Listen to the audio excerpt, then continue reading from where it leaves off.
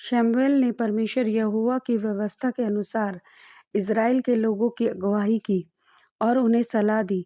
वह प्रत्येक कार्य से पहले यहोवा से पूछता था।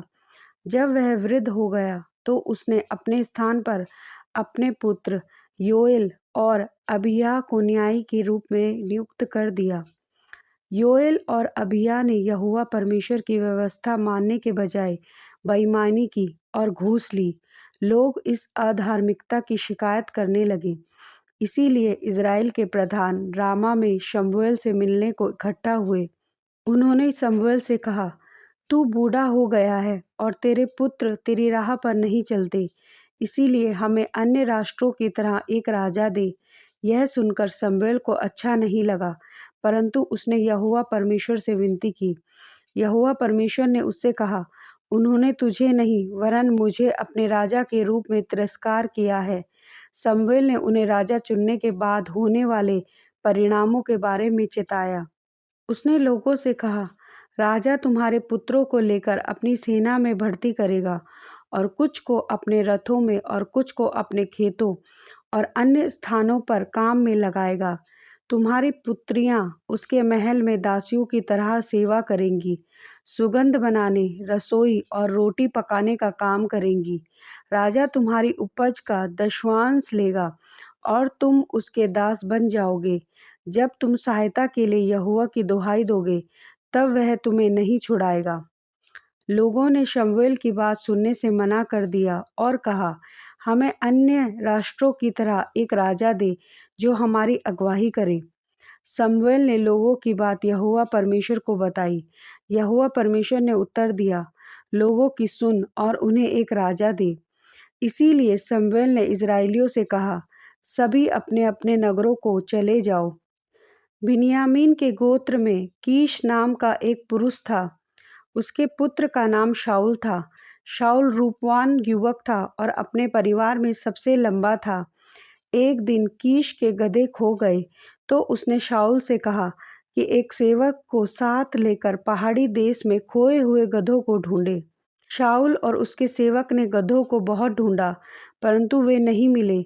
जब शाऊल घर लौटने लगा तो उसके सेवक ने सुझाव दिया कि इस नगर में यहोवा परमेश्वर का एक पवित्र और आदरणीय जन रहता है, संभव है वह हमारा मार्गदर्शन करे। वे नगर में जाकर शमूएल से मिले। वह उस ऊंचे स्थान की ओर जा रहा था जहां वह यहोवा परमेश्वर की आराधना किया करता था। यहोवा परमेश्वर ने शमूएल को एक दिन पहले ही बता दिया था कि अगले दिन इसी समय वह बिन्यामीन देश से एक पुरुष को भेजेगा जिसे वह अपनी प्रजा का राजा ठहराने के लिए अभिषेक करेगा।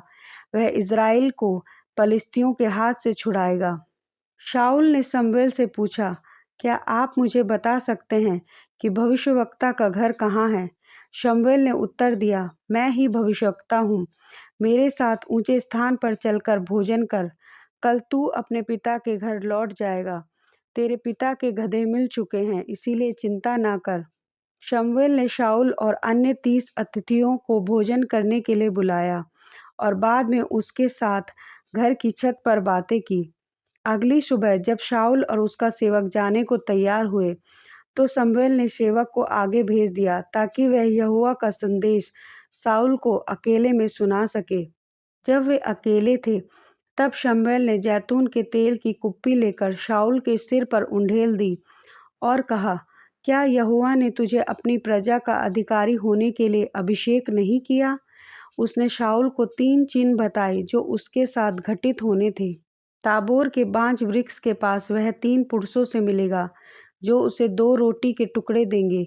गीबा में वह नबियों के एक दल से मिलेगा और यहोवा का आत्मा सामर्थ के साथ उस पर उतरेगा और वह भविष्यवाणी करेगा। अंत में समाचार मिलेगा कि उसके पिता के गधे मिल चुके हैं।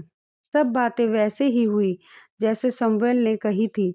जब शाऊल गीबा पहुंचा तो नबियों की टोली उससे मिली। यहोवा का आत्मा सामर्थ के साथ उस पर उतरा और वह उनके साथ भविष्यवाणी करने लगा। लोग आश्चर्य से पूछने लगे, कीश के पुत्र को क्या हो गया? क्या वह भी नबी है? शमूएल ने सब इज़राइलियों को बुलाया। चिट्ठी डालने पर पहले बिन्यामीन का गोत्र, फिर शाऊल का कुल और अंत में स्वयं शाऊल चुना गया। लोगों ने यहोवा से पूछा कि वह कहाँ है? उत्तर मिला कि वह सामान के बीच छिपा है। वे दौड़कर उसे बाहर लाए। वह सब लोगों से कंधों से ऊपर तक ऊंचा था। शमूएल ने घोषणा की, क्या तुम इस पुरुष को देखते हो जिसे यहोवा ने चुना है? इसके समान कोई नहीं। शमूएल ने लोगों को राजा के प्रति उनके कर्तव्य समझाए और उन्हें लिखकर सुरक्षित रख दिया। इसके बाद लोग अपने अपने घर लौट गए, परंतु सब प्रसन्न नहीं थे। कुछ लोगों ने कहा, यह मनुष्य हमारी सहायता कैसे कर सकता है? उन्होंने शाऊल को तुच्छ जाना और उसके लिए कोई उपहार नहीं लाए।